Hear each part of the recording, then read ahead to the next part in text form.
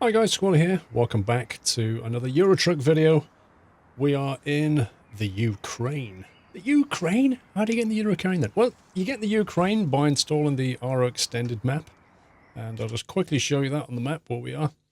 So the RO Extended map has a couple of things on there. One is this section here, which is like Romania and Ukraine. And the other one is I think it's called the YKRSK or something like that, Turkey. I think the RO Extended team took over the Turkey map and rescaled it, and it basically works with the Romania Extended. This whole thing always works with Southern Region, and I think it works with TSM, and I think you can get it to work with Pro Mods. There's lots of different connections you have to install. I've just gone simple. I've just gone for Ukraine, Romania, and Turkey for now. So we're up here in a town called Pervomaisk or something, and we're in our garage at the moment, so let's get started up. We're gonna go and refuel. Actually, I'm gonna refuel here because I think my garage is big enough. We're in the DAF XF105. I think I've got a 510 horsepower engine in there and a 6x4 chassis, so that's the current setup, and we shall just drive round and quickly refuel. Yesterday, actually 2 days ago, was St. Patrick's Day, so I've still got the little clover leaf up there in the cab. This is the truck I used on Sunday Night Trucking. I thought we'd take a quick journey. Now, I've driven around the RO Extended map and the Turkey map on Sunday Night Trucking, on Twitch that is, and I have to say that in my opinion, I've heard different things from different people, but in my opinion, I think certainly the Romania and Turkey maps that I've seen have been pretty good quality. Certainly it was better than what I saw in Turkey, but Turkey I think was built by a different team, but has now been integrated into this team. That's my understanding. It could be completely wrong. There we go, it's refueled. But I like some of the detail that they've got in Romania and Turkey. You'll see it as we drive around. It's they've got some nice like churches and castles, and the layout is not, it's not copy pasta, let's put it that way. It's not monotonous and repetitive. It looks like it's had some care and love put to it. You can kind of see in the modeling. You'll see the heating pipes lying around, that kind of thing. But just as we drive along the countryside, you'll see that the way the terrain kind of undulates and changes, and there's like little interesting things going on. It's not kind of thrown together. It's been done pretty well. So far, in my drivings around Romania and Ukraine, I've been pretty happy. It's been a great little map. But in Turkey, I kind of felt that the Turkey map was a little bit not quite as well put together, I think is probably the phrase. Right, here's the trailer. It's a container lift. So container lift, this looks like one of those machines that is designed to run on rails. I think you can see the rail wheels there. They generally sit at docks and stuff, these big kind of ports where they lift containers from the land, as it were, onto the back of the train, which has just come off the back of a ship kind of thing. Hence the container lifter. So I think that's what these things are. And we're going to be driving from Pervomaisk to, and I don't know how you say this, Foxiani or something? Foxiani? I'm taking a wild guess. I have no idea what that symbol means, an S with a squiggle under it. But we're going there. We're basically going from the Ukraine to Romania. So we're going from here to here. Oh, yeah, one thing about the RO Extended map. They seem to do two versions of it. This version is version 2.0, which is the free version. And then there's 2.1, which has an extra 4 cities in the Ukraine. And you can get that for €1.40. So I just went for the free version. And that suits me fine. There's still plenty of driving to do. Right, there it is. Right in front of us. Let's go and hit the road. So I didn't look at the weight. Was it 25 tons? Something like that.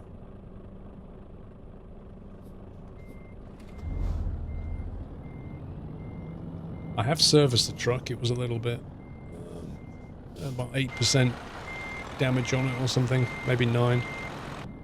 Thought I'd take it in for a quick service. There we go. Now it has got, I think, let's just check.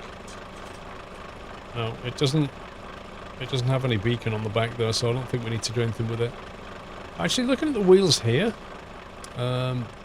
these wheels, I was wrong. It's not the ones that run on rails. It's got tyres on it. It just looked like it did. There are versions that go up and down the rail lines and do it, but this particular one looks like it's just, yeah, it just drives around the ferry port or whatever and loads things on the back of trucks and stuff. Just a mobile lifter. Right, let's get going. Brakes are up. So it's quite early morning in the game. 7:17 AM, which I think is quite nice. I like setting out early in the morning in this game on my journeys. With the cargo market pickups, you know, the ones where you own your own trailer, whenever you load them, they take about an hour or two of game time. So what I tend to do for that is I'll make sure that I start my job when it's still dark, like when it's not, the sun hasn't even come out yet. Because then by the time they've loaded the trailer up, you know, dawn will just about be starting. And quite frankly, driving around, like setting off on your journey just before the sun comes up is, I just find that fantastic. Because by the time you've got out onto the highway, the sun is just about hitting the horizon, and it's just really nice to sort of start your job and start the day at the same time. It's just, I love that. And if you get your job length just about right, you can almost time it so that by the time you are ready to drop your job off, the sun's just about going down. And it just kind of feels nice having like that one job in one day kind of thing. I quite like it. I can't work out if the steering axle at the back is steering. It kind of looks like it's steering, the rear axle. It felt like it. It felt like it was going around there fairly sharpish, but not ridiculously sharpish. Right, 50k limits. I've noticed there's quite a tendency to have 40k limits on the on and off ramps. And that can catch you out because one minute you can be doing 80, the next minute you have to do like 40 for an off ramp, then you're back up to 80. So there's something to be aware of if you have fines turned on. Should have checked our routing actually. It doesn't matter. You know, normally with something like this, when I get a new map, I tend to try and make it so that I can route through. Hello, blimey! I can route through different cities, just so that I can sort of mark them off as discovered. But I don't know if we're going to go through new stuff. Let's have a very quick look. So we're going to turn right and go down the E58, is it? Through Chisinau, which I've been through. Vislu, which I've been briefly through. Yeah, that's fine. There's nothing new that we can pick up. Sometimes you'll find that the routing takes you past a city, but not into the city. And then I kind of find it's best to sort of set your detour on your sat nav, so that you just nip into a city and get it discovered. Just makes it easier later when you want to be looking for jobs, like if you've got the cities discovered. I still don't quite understand why the game doesn't let you click on a city to see what jobs are available there unless you've discovered it. Like, I've thought about that and thought about the logic of it, and I still don't really... I really don't understand it, because if in the early days of a game, right, in the early days of a profile, I've not been there, well, if I can click on that city and see what jobs there are, the only way I can pick it up is to go there anyway. So, does it really matter if I've not discovered it? Because if I can click on a city that's perhaps a 20-minute drive away, and I can say, oh, there's a job there that I want, I can click on it, say, yep, take that job, and then just drive into the city, which then discovers it, and then I can take the job. So what is the point in hiding the jobs in a city that I've not been to? It just doesn't make sense to me. I think you should be able to click on any city, but it should just show it as grey if not been there, or the yellowy colour if you have. That would seem to be eminently more sensible. Anyway, one thing I do like about when you drive around different countries is like the different power line styles that you get. They vary quite a lot. Like there's It's still the same basic design. But look at that one up there. That one's, look how many stacks it's got. It's like 3 stacks on it. 3 fairly hefty stacks on it. And the design of it is quite different to something like the UK one. And different ones across Europe. Some are coloured, some are painted like red and white, which is a typical... the typical... Red and white is the typical airfield colour for, you know, hazard kind of thing. So you'll see them painted, but that one's just... like, they don't care, do they? Just left them with almost unpainted colour. The signs that you see as you go past in the Ukraine, I have no idea. It's all in Russian and I've just got no idea how to read it. But yeah, I hope you're sort of looking out the window and looking at the scenery, because it is, like you see, quite varied. Oh, these tractors are a nightmare. They go a lot slower than the rest of the traffic. And they're an absolute nightmare. Now, what I don't know in this country, does a solid line mean you can't overtake? Or is a solid line just the road? Because in some countries, a single solid line means nothing, really. It's just like a road separator. And then a double line means you can't overtake. Oh, thank God for that. See you, mate. Enjoy the highway. Straight through a clover leaf at like 40 k's. Good luck with that. But in this country, I don't know. Actually, looking at this now, look, we've got a dashed line, so I guess the solid means you can't overtake. That's like the UK.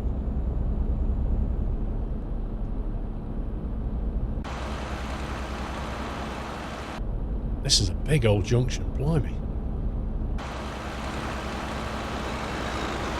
So there you go, I've done it in like a green stripe kind of version. XF105.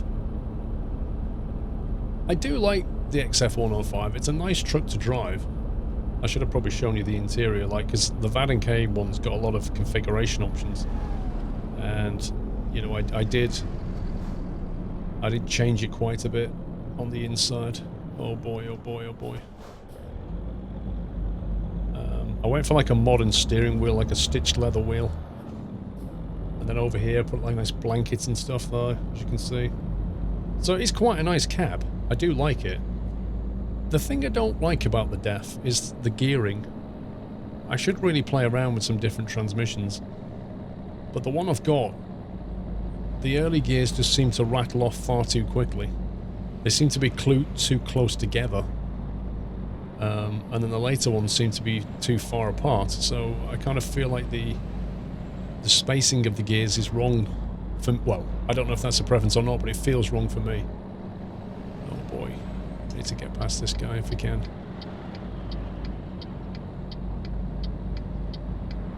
There's another one coming the other way, look. Another XF.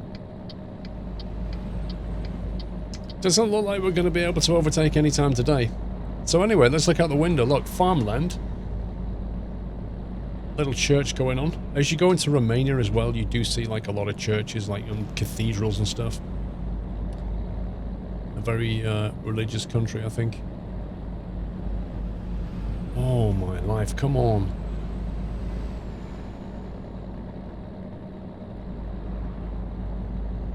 Can we get through?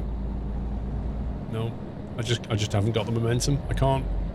I can't pick the speed up quickly enough to get past this guy. I bet we've got a nice queue behind us.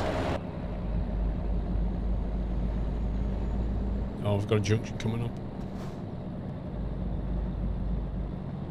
I love... I've just noticed what the back of his truck says. Whoa! Okay, I didn't expect that. Something tells me there's a... Wow, what? Like, the rest of the AI is going through, but not the tractor? That was weird. But the back of his trailer said Soz. Which I thought was a beautiful name.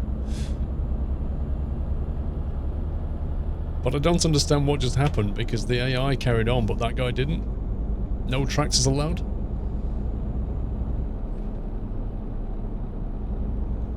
Also, I'm looking in the mirror, and I can see, like, part of the trailer sticking out quite a bit. Is it? Something to be aware of. I I could easily damage that if I'm not careful, and I think this job is a fragile, high-value cargo job, so it's worth quite a bit, but it does mean that if you damage it, the penalties are quite severe for high-value stuff.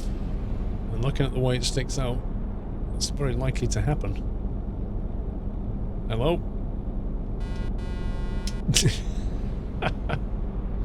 I love doing that, just because you know you can't do it. Well, you could do it in real life, but I wouldn't recommend it. It's the kind of thing a sim is built for. Perhaps I should have chosen a red truck. It doesn't seem to fit very well. The green truck and red trailer.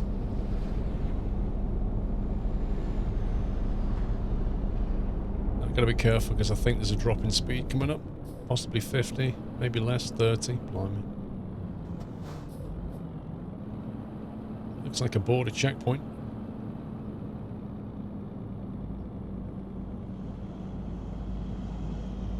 Transnistria. No idea what that means.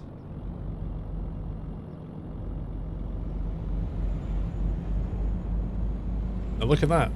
70 limit on the roads here, not 80. What's going on here then?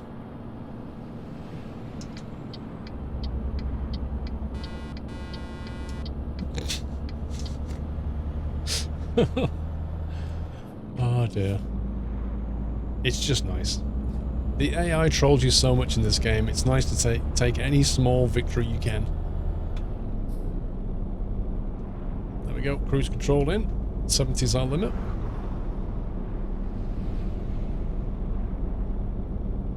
Now, if you look at the RO Extended map website, you'll see there are so many like downloads for it, so many different connections to things.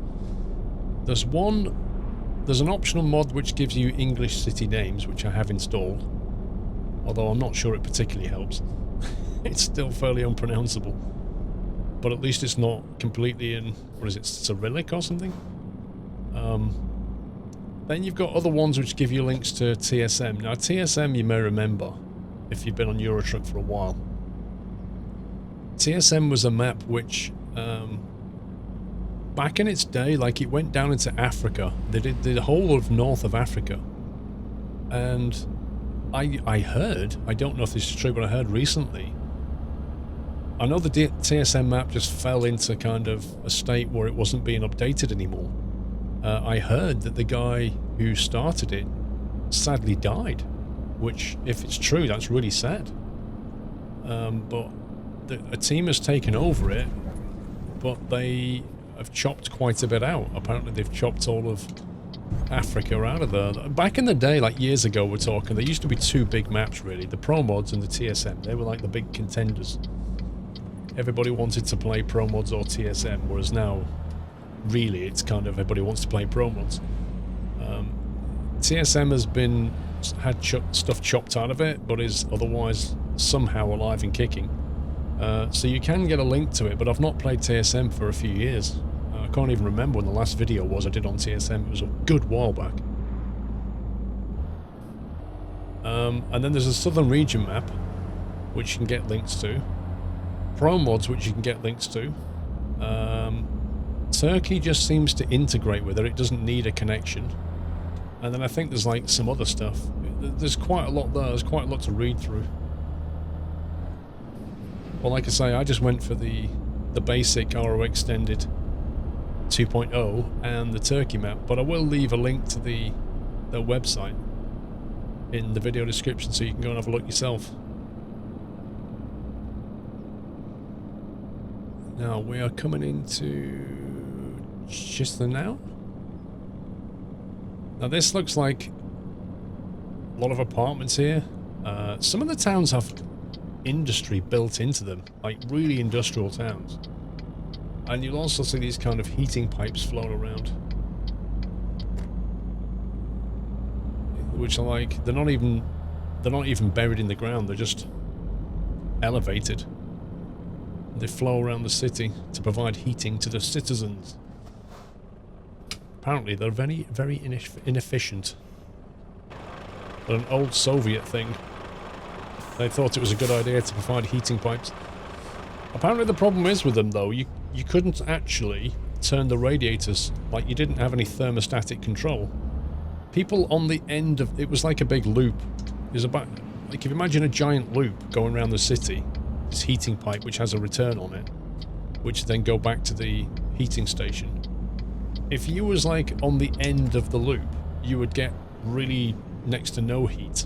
If you're right at the start, you'd get this hot kind of, I think it was water, perhaps oil, I'm not sure, coming in at 90 Celsius, so you get really a lot of heating if you're at the start of the loop. Hardly anything if you're at the end. And the best thing is you couldn't turn it down. So the only way that they had, the only way that people had of otherwise not getting too hot was to open the window. So it's just like awfully inefficient heating system. Like, but somebody thought that it was a really good idea. But back then, I guess, when they implemented it, houses didn't really have boilers. They had no way in their homes of providing their own heating. So pumping, like, hot liquid around was considered to be the solution. But it was just horribly inefficient. Anyway, it's one of those things, one of those throwbacks you can still see. There's a lot of apartments here, blimey. If you're wondering why there's quite so much traffic, I think I have my traffic setting dialed up a little bit. I think there's a setting called G_traffic. Oh, I'm speeding. G_traffic where you can increase the number and it will bump up the amount of traffic that you get, but it can become way too much. It's just like being in rush hour constantly, except that, unlike a rush hour, people don't let you out. Like, in a real rush hour, people do actually let you out. In this game, they really don't. Like, you have to force your way onto the road. And also, in real life, traffic tends to sort of, shall we say,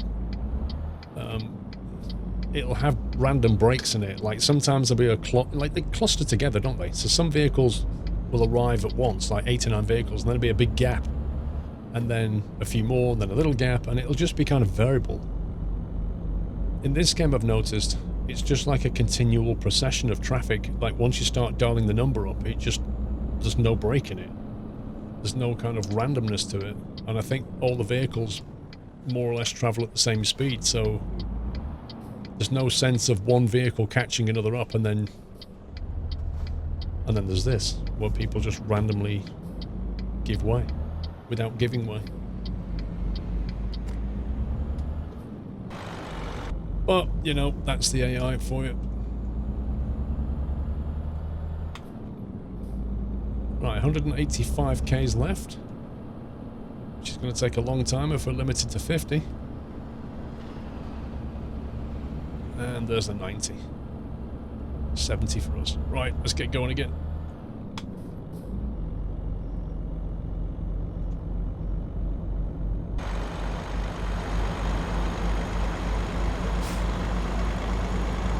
Quite a nice looking truck, the 105. It's not for everyone. Some people think it's quite sort of boring, but I kind of like it. In fact, I think I like the exterior of the DAF more than I like the interior. The interior... well, actually, that bit, like that side of the cockpit, cabin, console? Cabin. That side of the cabin is decent. Where the bit I don't like tends to be the dashboard, I think. I'm not mad keen on the dashboard, but the buttons are like big enough and clear enough. But the whole center console display, like with the round circles, and I don't know, it just doesn't really appeal. I think I still prefer it over the MAN that I drove, the Euro 6 TGX. I still prefer it over that, but it's not my favourite. I do wonder though if they will go the same direction as the cars are going, where they'll have a full digital display, so they'll use like the whole thing there will be a virtual cockpit display without any real sort of dials. I do wonder if they'll do that. Oh, that was the red and white stripe thing I was telling you about. Funnily enough, it's on the antenna mast, but it's not actually on the power lines. Go figure. I don't see the point in painting that red and white when there's something next to it much taller which isn't painted. It's kind of bizarre.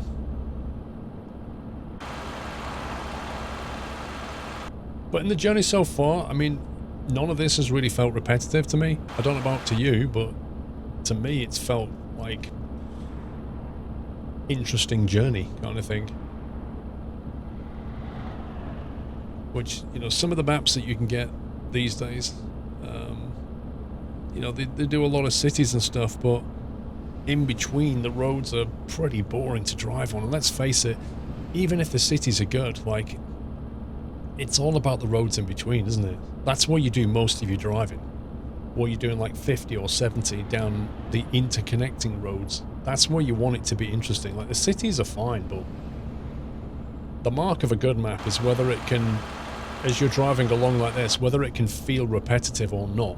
If it doesn't feel repetitive, they've done a good job. 50 down here though, that's brutal. This looks like it used to be a border crossing into Romania. You've got all the flags are up, the border checkpoints are down.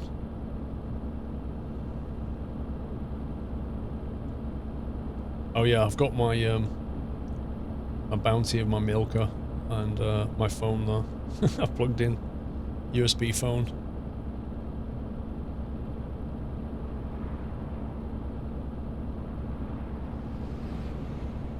$50Ks down here just feels like we're walking. That's one thing I have noticed about the DAF though, is the fact that it seems to, it's deceiving in its speed somehow. It doesn't feel like you're going very quick, but then you look at your speedo and it tells you otherwise. It's quite bizarre.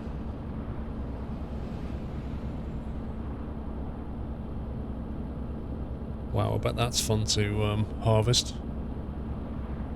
Slopes on that, blimey.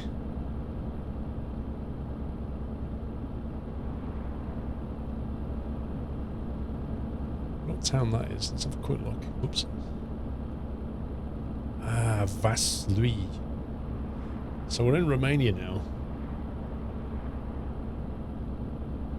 If you look at the route, like Route 24 and Route 2 though, the way they label it, that reminds me of the way America does it with the interstates and highway roads. There's one of them that looks like that. It looks like a mini, it almost looks like a t-shirt or a shield or something.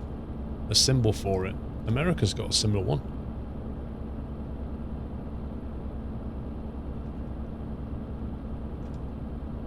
Oh boy, 50 down here is killing. Brutal.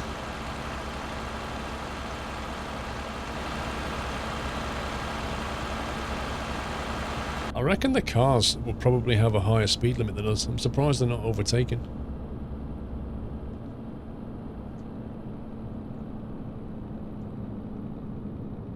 Right. Galati to left, back out, straight on.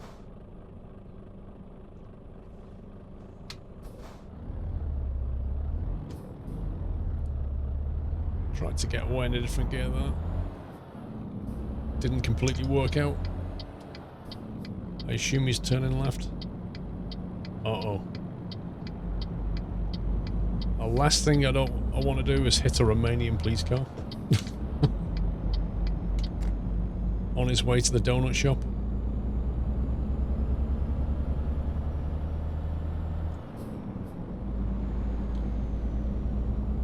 At least the speed's a bit high down here. I do wonder if that 50 was a mistake. Although this is a dual carriageway, so maybe not. Although it's a dual carriageway without any central reservation, so you've got this kind of high-speed traffic, and if you veer off this lane there, you have a head-on collision, people die. So I'm a bit surprised about no central reservation at all for traffic going this speed.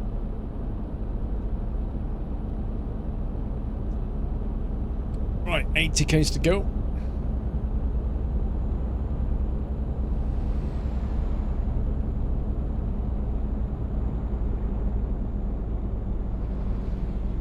And drop again. Wow, old Scania there. Do you know what? When you look at the Scania now, Like, and then you look at the new models. The old one just looks so dated, doesn't it, compared to the new one? Like, it's amazing how different it looks to the modern Scania.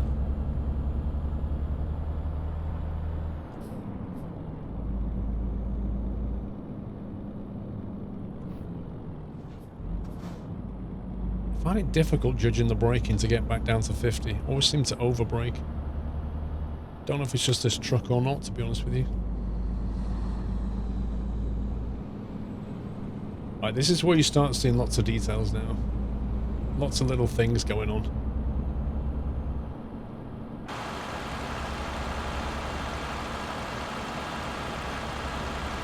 The houses here that have, I can't work out if they're like split housing. So the staircase leads up to like a different, it's like upstairs is one house and downstairs is another. Or whether it's like a fire escape or, like, I don't know why they have a staircase like that.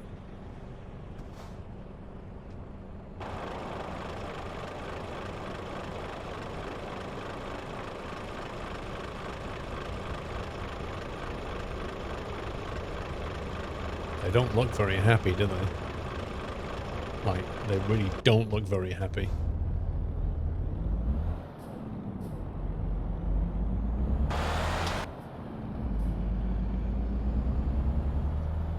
A 10-tier radar. I guess that means speed traps.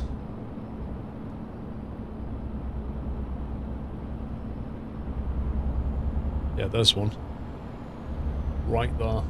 That's interesting though, they put it where the speed limit increases from 50 to 80, which is a bit stupid. You don't put a speed trap where there's an increase in a speed limit. That doesn't make any sense. You put it where there's a decrease in the speed limit. Like, they're not going to catch anybody there when they've just accelerated out of that 50 zone.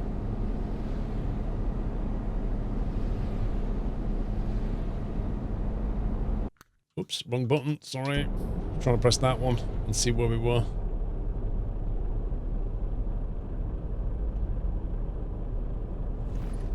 Okay, so we're coming up on the town.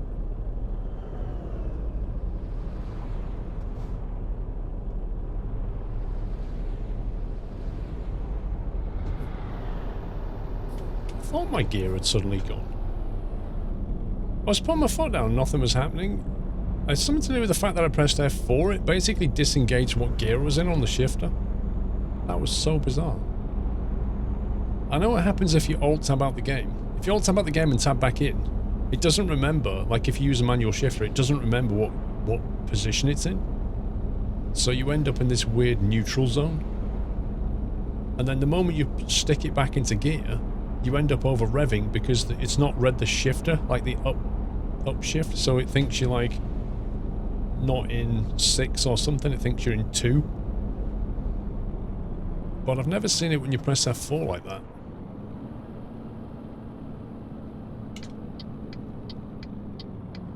Oh, we can make it. There we go. I'm not stopping for that.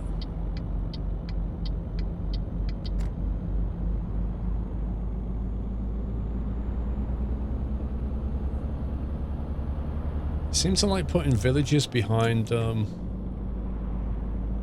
these walls. I don't know if they're done for safety reasons, for like stop the kids running over here, or whether they're done for like noise reasons, or whether they just want to ring fence themselves off from the rest of society. But they do seem to be quite popular. Some of the castles that you'll see on this map are amazing. Like, there's one castle that has just got this ridiculously high wall surrounding it. It almost looks, it's like on a hill, and then it's got this insane wall, and then just the top's peeking out. Almost looks impenetrable.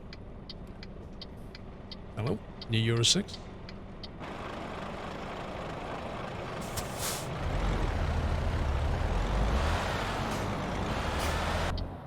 Hello? Bit late going through the junction, do you think?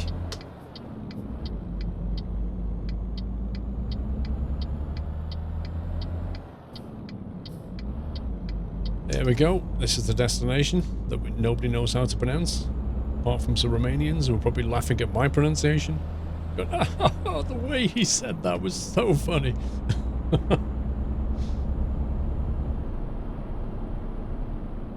50. There we go. So it looks like we're going to get here on time early afternoon. So far, I've not seen any damage to the trailer, so we should get a full day's pay for this. Quick check on that. Yeah, 0%. Look at that. Perfect. Let's get that laid. Now, this city, look, it's got a lot of detail. The railings have got this red-white colouring on them as well, which is very unusual. And it looks like a very high-density population as well, judging by all the apartment blocks. Okay, if you insist, Mr. Iveco.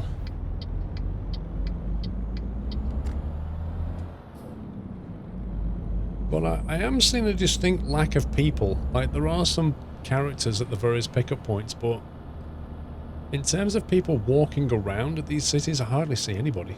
I don't know whether the map authors just didn't put them in. But it does feel like if it wasn't for the moving traffic, it would be a complete and utter ghost town.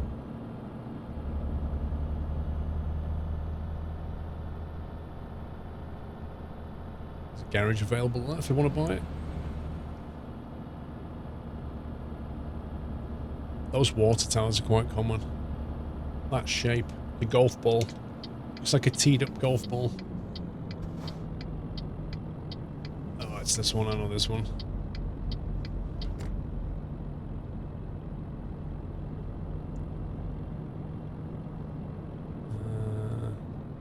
Where can we turn? Let's turn on this bit.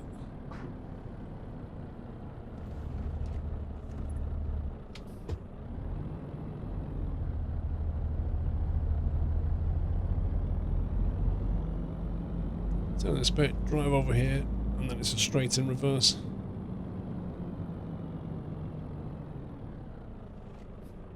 Look, there's like one character though. Sat on a crate of beer. Another guy over there in a jacket. Oh, this is going to be tricky visibility-wise.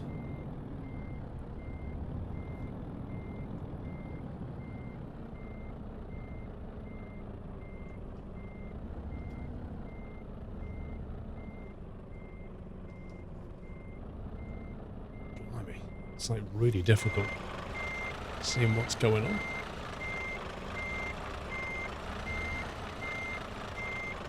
Yeah, that's quite a bit off center. I don't think it's going to accept this.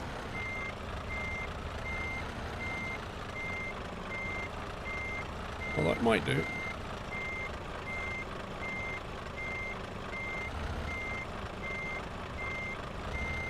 There we go.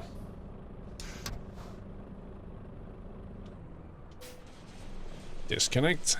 Get paid. Excelente. There you go. High value cargo bonus 2,000. Fragile 2,000. So if you damage it or whatever, you'll be getting a lot of money taken off you for that one. On our way to level 101. Which is nice. Let's get the truck out of the way because it's not ours. Our trailer. And stop. There we go. Another successful delivery. Hope you enjoyed the video, guys. That was the DAF XF105, which is in the Steam Workshop, I believe, but it's definitely in my mod spreadsheet, mods.squirrel.tv. And as for the map, that's also in mods.squirrel.tv. You can find it there listed, but I will leave the link anyway, just in the video description below. Hope you enjoyed the video. Please give me a thumbs up if you did. Till the next one, take care, guys. Happy trucking.